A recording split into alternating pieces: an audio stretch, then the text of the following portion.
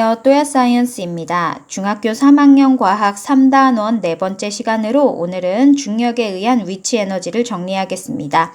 유튜브 하단에 더보기를 클릭하시면 필기 PDF 자료를 다운받을 수 있는 링크가 있습니다. 자료를 다운받아서 함께 필기하며 학습하시기 바랍니다.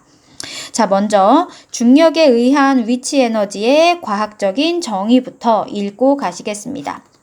중력에 의한 위치 에너지란 중력이 작용하는 지구 공간에서 기준면보다 높은 곳에 있는 물체가 갖고 있는 에너지를 우리는 위치 에너지라고 합니다.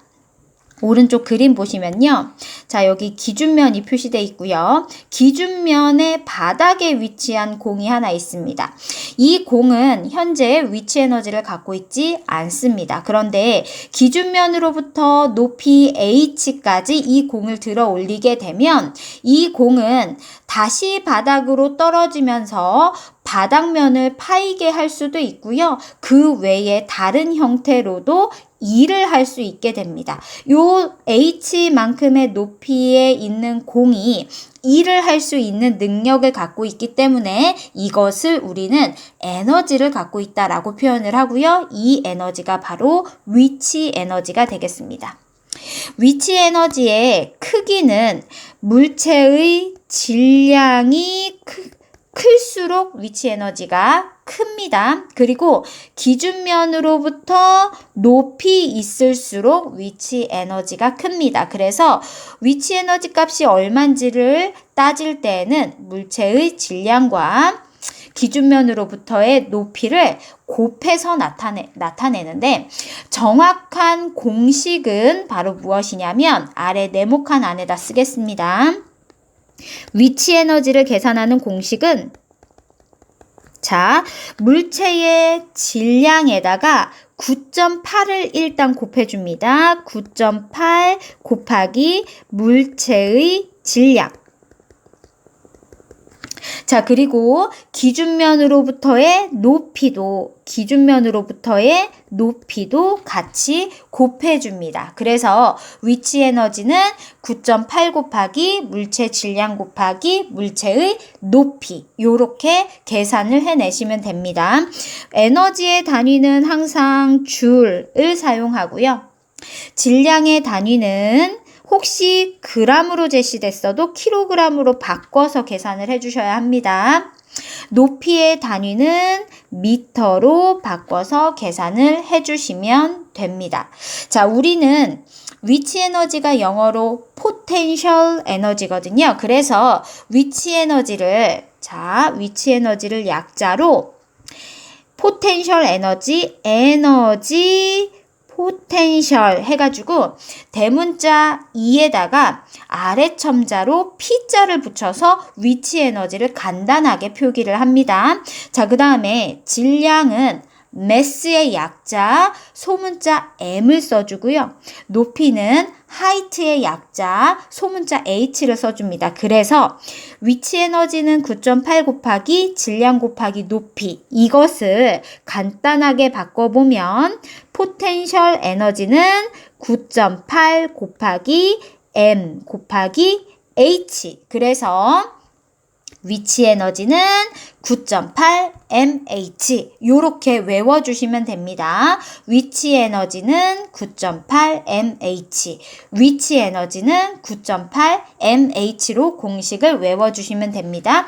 여기서 m은 질량 그리고 h는 높이를 뜻한다고 이해하시면 됩니다. 자, 그러면 이 공식을 바탕으로 해서 오른쪽에 표시된 요 아래쪽에 있는 공과 위쪽에 있는 공의 위치 에너지를 한번 써보도록 하겠습니다. 기준면에 있는 이 공의 경우에는 위치 에너지 값에서 h 높이가 0입니다. 그래서 다 곱하면 위치 에너지 값이 0, 위치 에너지를 갖고 있지 않은 상태로 나타낼 수 있고요. 자, 그 다음에 높이 h에 있는 요 위에 있는 공의 위치 에너지는 이 P는 자 9.8 질량은 m 거기다가 높이는 h 9.8 mh로 표현하시면 되겠습니다. 자, 공식이 어째서 이렇게 나왔는지는 아래 그림을 통해서 한번 다시 이해를 해보도록 할게요. 자, 지금 크레인이 물체를 들어 올리는 일을 하고 있습니다. 크레인이 일을 할수록 물체가 위로 들어 올려지면서 물체는 위치 에너지 값이 증가하게 됩니다. 얼만큼 증가하냐? 바로 크레인이 물체의 일을 한 만큼 증가하게 되는 것이죠. 그래서 물체를 들어 올릴 때 중력에 대하여 한 일이 결국에 중력에 의한 위치 에너지 값과 같아지는 겁니다. 중력에 의한 위치 에너지는 외부에서 그 물체를 중력 반대 방향으로 들어 올리는 일을 한 만큼 위치 에너지가 커지게 되는 것이죠. 자, 물체를 들어 올릴 때 중력에 대해 한 일을 지난 영상에서 일의 공식으로 설명했던 걸 기억하면서 한번 써보도록 하겠습니다. 물체를 들어 올릴 때 이 크레인이 한 일은 얼만큼의 힘으로 들어 올리냐면 물체의 무게만큼의 힘으로 위로 들어 올릴 겁니다. 그래서 힘의 크기는 물체의 무게가 되는 것이고요. 얼마만큼 이동을 시켰냐면 물체를 들어 올린 높이가 이동 거리가 될 것입니다.